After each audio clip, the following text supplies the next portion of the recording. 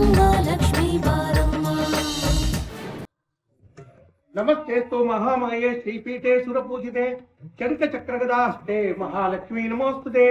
नमस्ते गरुडाधिपते भोलासुरभयङ्करी सर्वपापहरे देवी महालक्ष्मी नमोस्तुते।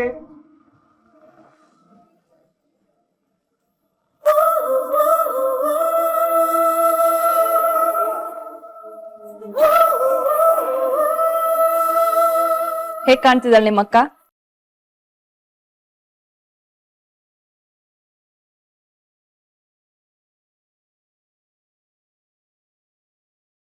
ಮಹಾಲಕ್ಷ್ಮಿ ತರ ಇದ್ಯಾ.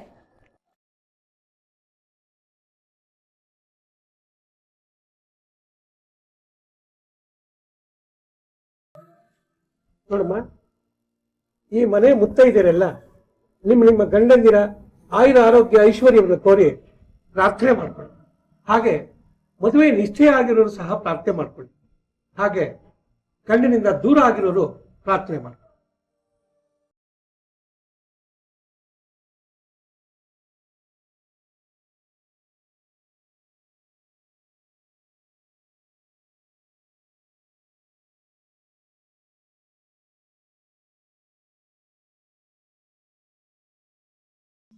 ಪ್ರಾರ್ಥನೆ ಮಾಡ್ಕೊ, ನಿನ್ ಗಂಡ ಬಂದ್ರೂ ಬರ್ಬಹುದು. ಮನೇಲೂ ಬಾಳ್ಲಿಲ್ಲ, ಹೊರಗಡೆನೂ ಬದುಕ್ಲಿಲ್ಲ.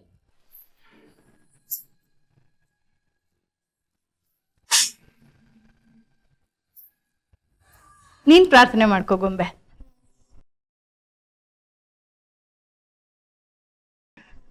ಯಾಕಮ್ಮ ನೀನ್ ಪ್ರಾರ್ಥನೆ ಮಾಡ್ಕೊಳಲ್ವಾ? ಚಿಕ್ಕಿ,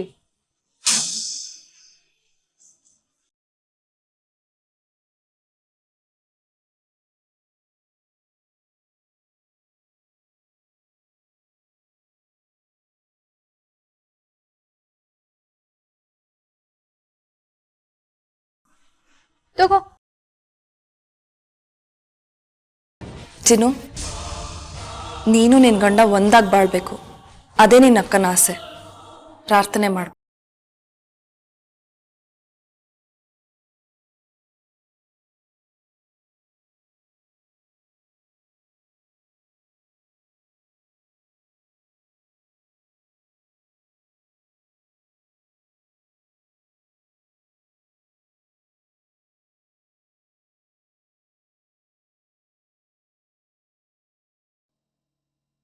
ಮಹಾಲಕ್ಷ್ಮಿ, ಈ ಲೋಕದ ಎಲ್ಲ ಹೆಣ್ಮಕ್ಳನ್ನು ಕಾಪಾಡೋ ಮಹಾಮಾತೆ ನೀನಂತೆ. ನನಗೆ ಭೋಗಲಕ್ಷ್ಮಿ, ಭಾಗ್ಯಲಕ್ಷ್ಮಿ ಏನು ಬೇಡ ತಾಯಿ. ಅಷ್ಟಲಕ್ಷ್ಮಿಯರಲ್ಲಿ ಸಂತಾನ ಲಕ್ಷ್ಮಿನೂ ನೀನೇ ಅಂತೆ. ನನ್ನ ಒಡಲೊಳಗೊಂದು ಕುಡಿ ಕೊಡು ತಾಯಿ, ಅಷ್ಟು ಸಾಕು. ಮುನ್ಸ್ಕೊಂಡು ಹೋಗಿರೋ ಗಂಡ ವಾಪಸ್ ಬರೋ ಹಾಗೆ ಮಾಡು ಲಕ್ಷ್ಮಿ, ವಾಪಸ್ ಬರೋ ಹಾಗೆ ಮಾಡು.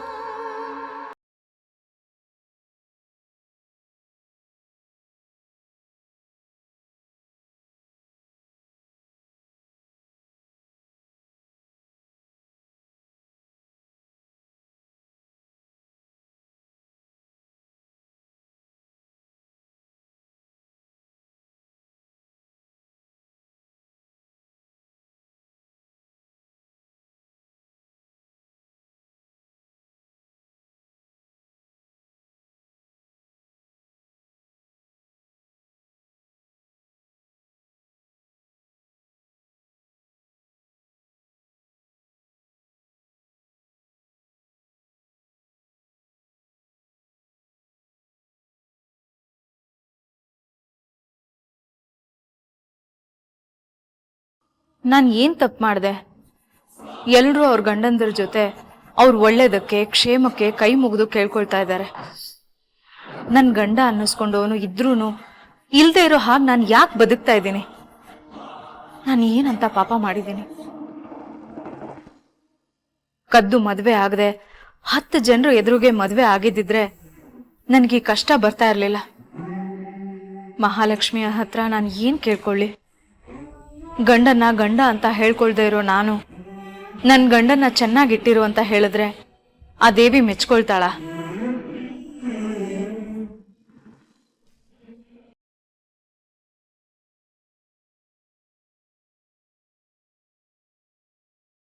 ಎಲ್ಲರೂ ಸಂತೋಷವಾಗಿದ್ದಾರೆ. ಚಿನ್ನನು ಇಲ್ಲೇ ಇದ್ದಾಳೆ. ಈ ಸಮಯದಲ್ಲಿ ಚಂದನ್ ಏನಾದರೂ ಬಂದ್ರೆ ಏನ್ ಗತಿ? ಅಯ್ಯೋ ದೇವ್ರೆ.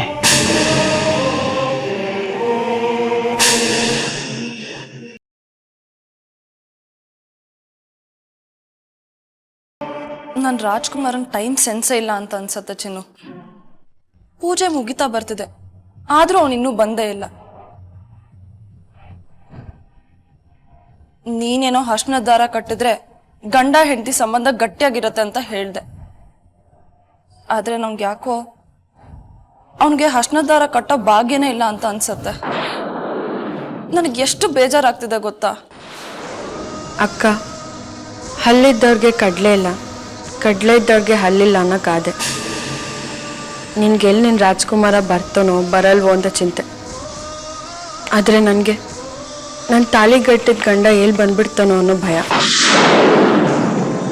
ದ್ಯಾವ್ರೆ, ಈ ಜಗತ್ನಲ್ಲಿ ಯಾವ ದೇವ್ರಿಗೂ ಯಾವ ಹೆಣ್ಮಗಳು ಕೇಳದೇ ಇರೋ ಅಂಥ ವರ ಕೇಳ್ತಿದ್ದೀನಿ. ನನ್ನ ಗಂಡನ ನನ್ನಿಂದ ದೂರ ಇಡು, ಆದರೆ ನನ್ನ ಅಕ್ಕನ ರಾಜ್ಕುಮಾರನ ಅವಳ ಹತ್ರ ಇಡು. ಇಂಥ ಶುಭ ದಿನ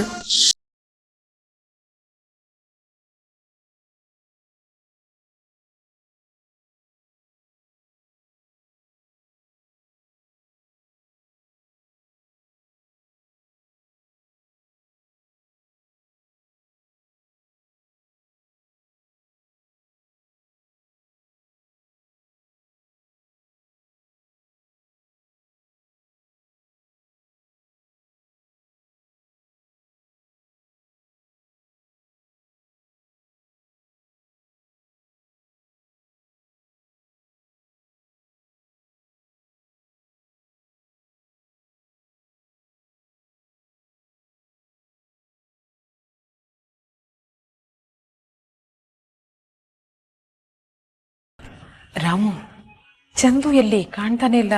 ಏನಾದ್ರೂ ಫೋನ್ ಮಾಡಿದ್ನ ನಿನ್ಗೆ? ಇಲ್ಲಮ್ಮ, ನಾನು ಫೋನ್ ಮಾಡಿದೆ, ಸ್ವಿಚ್ ಆಫ್ ಬರ್ತಿದೆ.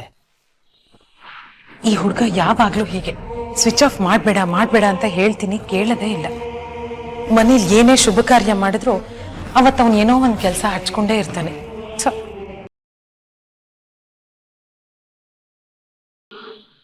ಇಬ್ಬರು ಒಬ್ಬನಿಗೆ ಕಾಯ್ತಾ ಇದ್ದಾರೆ. ಇಬ್ಬರಿಗೂ ಅವನೊಬ್ಬನೇ ಅಂತ ಗೊತ್ತಿಲ್ಲ. ಒಬ್ಳು ಭೇಟಿಯಾಗೋ ಕಾಯ್ತಾ ಇದ್ರೆ, ಇನ್ನೊಬ್ಳು ಮರೆಯಾಗೋ ಕಾಯ್ತಾ ಇದ್ದಾಳೆ. ಅಮ್ಮ ಮಹಾಲಕ್ಷ್ಮಿ, ಎಲ್ಲ ನಿನಗೆ ಗೊತ್ತು ತಾಯಿ, ಸರಿ ಯಾವುದು ತಪ್ಪು ಯಾವುದು ಅಂತ. ನರಮನುಷ್ಯ ನಾನು, ನಿನ್ನಂತವಳಿಗೆ ಹೇಳ್ಕೊಡ್ಬೇಕಾ?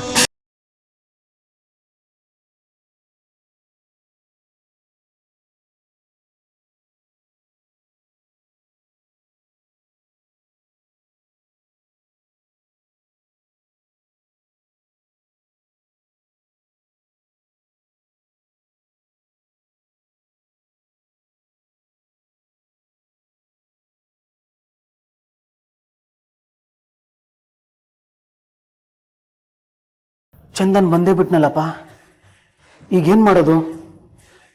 ಇಷ್ಟು ದಿನ ಹೇಗೋ ಅವಾಯ್ಡ್ ಮಾಡಿದೆ, ಆದರೆ ಇವಳು ಪೂಜೆಯಲ್ಲೇ ಇದ್ದಾಳೆ. ಈಗೇನು ಮಾಡೋದು?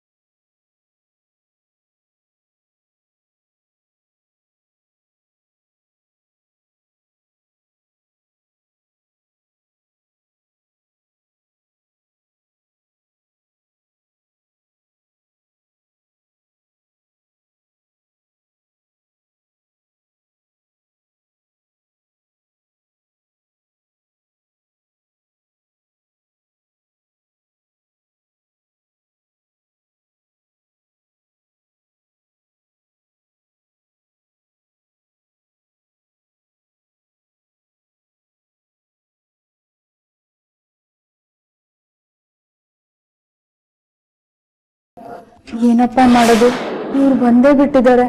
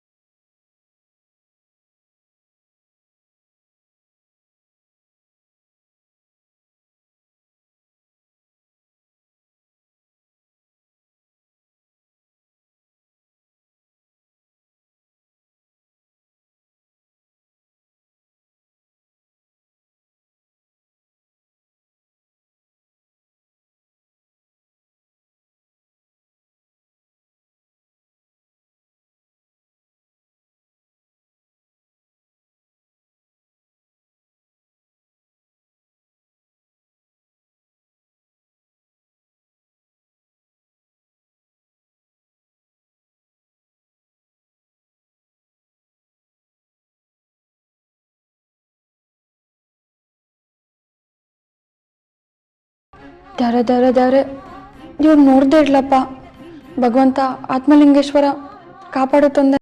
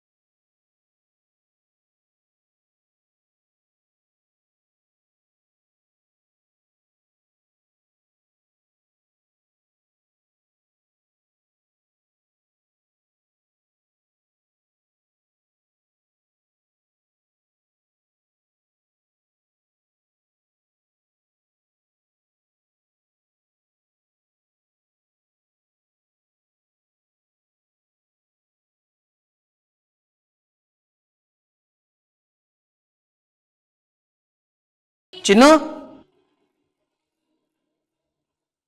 ನೀನು ಇಲ್ಲಿದೀಯಾ? ಇಲ್ಲೋದ್ಲು ಅಂತ ಯೋಚನೆ ಮಾಡ್ತಿದ್ದೆ. ತಗೋ ಪ್ರಸಾದ.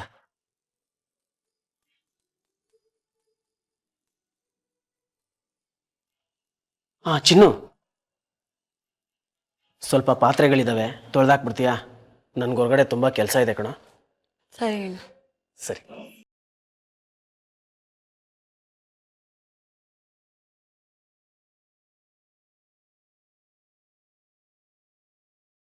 ರಾಮಣ್ಣ ನನ್ನ ಪೂಜೆಗೂ ಕರೆದಿಲ್ಲ, ಪ್ರಸಾದನೂ ಇಲ್ಲೇ ತಂದು ಕೊಟ್ಬಿಟ್ಟ. ಕೆಳಗಡೆ ನೋಡಿದ್ರೆ ಎಲ್ಲರೂ ಸಂತೋಷವಾಗಿದ್ದಾರೆ, ಈಗ ನೋಡಿದ್ರೆ ಪಾತ್ರೆ ತೊಳ್ಬಿಡು ಅಂತ ಅವನು. ಒಂದ್ಸತಿ ರಾಮಣ್ಣನ ಅರ್ಥ ಮಾಡ್ಕೊಳಕ್ಕೆ ಆಗಲ್ಲ. ತಗೋ ಶ್ವೇತಾ. ನಂಗೇನು ಬೇಡ. ನಂಗೆ ಗೊತ್ತು ನಿಂಗೆ ಕೋಪ ಬಂದಿದೆ ಅಂತ. ತಪ್ಪೆಲ್ಲ ನಂದೇ ತಪ್ಪಾಯ್ತು. ತಪ್ಪಾಯ್ತು ಅಂತ ಕೇಳಿದ್ಮೇಲೂ ಕ್ಷಮಿಸ್ಬೇಕಲ್ವಾ ಶ್ವೇತಾ? ಎಷ್ಟು ಸಲ ರಂಜಿತ್, ಕೊಟ್ಟ ಭಾಷೆಗೆ, ಆಡಿದ ಮಾತಿಗೆ, ಮಾಡಿರೋ ಪ್ರಾರ್ಥನೆಗೆ ಒಂದು ಬೆಲೆ, ಗೌರವ ಅಂತಿರುತ್ತೆ. ನಾನು ನಿಮ್ಮ ಹೆಂಡತಿ, ನನಗೆ ಕೊಟ್ಟಿರೋ ಮಾತನ್ನೇ ನೀವು ಮರ್ತು ಬಿಟ್ರೆ? ನಾನು ಕುಡ್ದಿದ್ದೆ ತಪ್ಪಾಯ್ತು. ಕುಡ್ದು ಕೊಲೆ ಮಾಡಿದರೆ ಕೊಲೆ ಮಾಡಿದವನು ಕುಡ್ದು ಅಮಲಲ್ಲಿದ್ದ, ಅವನೇನು ಮಾಡ್ತಿದ್ದ ಅಂತ ಅವನಿಗೆ ಗೊತ್ತಾಗಲಿಲ್ಲ ಅಂತ ನ್ಯಾಯಾಧೀಶರೇ ಅವನ್ನ ಕ್ಷಮಿಸ್ತಾರೆ. ಅಂಥದ್ರಲ್ಲಿ ನೀನು ನನ್ನ ಕ್ಷಮಿಸೋಕ್ಕಾಗಲ್ವಾ? ಗಂಡನ್ನ ಕ್ಷಮಿಸ್ದೇ ಇರೋ ಹೆಂಡತಿ ಇಡೀ ಜಗತ್ತಲ್ಲಿ ಎಲ್ಲಿ ಹುಡುಕಿದ್ರೂ ಸಿಗಲ್ಲ, ಗೊತ್ತಾ? ನೀನು ತಿಂತೀಯೋ ಇಲ್ವೋ? ನೀನು ಹಾಗೆಲ್ಲ ನೋಡ್ಬೇಡ ಶ್ವೇತಾ, ನನಗೆ ಕಷ್ಟ ಆಗುತ್ತೆ. ನೀನು ಊಟ ಮಾಡಲ್ಲ ಅಂತ ಗೊತ್ತಾದ ಮೇಲೇ ನಾನು ವಾಪಸ್ ಮನೆಗೆ ಬಂದಿದ್ದು. ನೀವೇನು ತಿಂದ್ರಿ? 1-2-3 ಟೀ ಕುಡಿದು ಜೀವ ಉಳಿಸ್ಕೊಂಡಿದ್ದೀನಿ. ತಗೋ.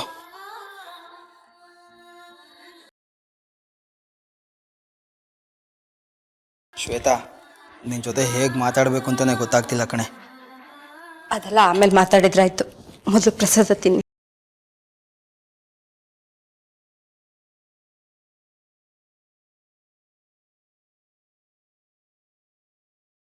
ಯಾರ್ದೋ ಮೇಲಿನ ಕೋಪನ ನನ್ನ ಹೆಂಡತಿ ಮೇಲೆ ತೀರ್ಸ್ಕೊಂಡಂಗಾಯ್ತು. ಸಾರಿ ಶ್ವೇತಾ. ಯಾರ್ದೋ ಮೇಲಿನ ಕೋಪ ಅಲ್ಲ ಮಾವ, ನನ್ನ ಮೇಲಿನ ಕೋಪ ಅಂತ ಹೇಳಿ. ಹೌದು, ನಾನೇ ತಪ್ಪು ಮಾಡಿದ್ದು. ಆಗಿದ್ದೆಲ್ಲ ಆಗೋಯ್ತು, ಅದನ್ನ ಯಾರೂ ಬದಲಾಯಿಸಕ್ಕಾಗಲ್ಲ. ನಾನು ಅದನ್ನ ಅರ್ಥ ಮಾಡ್ಕೋಬೇಕಾಯ್ತು. ವಿನಾಕಾರಣ ನಿಮ್ಮನ್ನು, ಶ್ವೇತತೆ ಮನಸ್ಸನ್ನು ನೋಯಿಸ್ಬಿಟ್ಟೆ. ಐ ಆಮ್ ರಿಯಲಿ ಸಾರಿ ಮಾವ. ನೀ ಹೇಳೋದ್ರಲ್ಲೂ ಸತ್ಯ ಇದೆ ಚಂದನ್.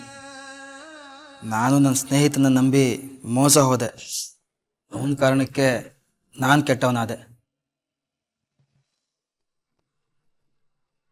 ಮಗನೇ, ಹಾವಿಗೆ 12 ವರ್ಷದ ದ್ವೇಷ ಅಂತೆ. ಮನುಷ್ಯನ ದ್ವೇಷ ಸಾಯೋ ತನಕ. ದ್ರೌಪದಿ, ಭೀಮ ಇಬ್ಬರೂ ದುರ್ಯೋಧನನ ಕ್ಷಮಿಸಬಹುದು. ಆದರೆ ಈ ರಂಜಿತ್ ನಿನ್ನನ್ನು ಮಾತ್ರ ಈ ಜನ್ಮದಲ್ಲಿ ಕ್ಷಮಿಸಲ್ಲ.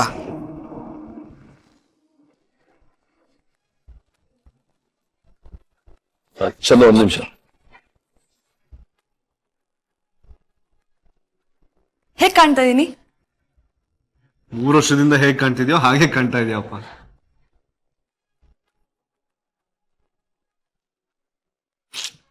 ಚಂದು, ನಿಜ ಹೇಳೋ, ನಾನ್ ಚೆನ್ನಾಗ್ ಕಾಣ್ತಿಲ್ವಾ? ಚೆನ್ನಾಗೇ ಕಾಣ್ತಿದ್ಯಾ ಶ್ರುತಿ, ಅದ್ ಕೇಳಕ್ ಕ್ವಶನ. ಮತ್ ಅವಾಗ್ಲೇ ಹೇಳಕ್ಕೆ ನಿನಗೆ? ನೋಡು, ನಿಜ ಹೇಳಿದ್ರೆ ಈ ರೀತಿ ಚೂಟ್ತೀಯಪ್ಪ. ರೇಗಿಸ್ಬೇಡ ಕಣೋ.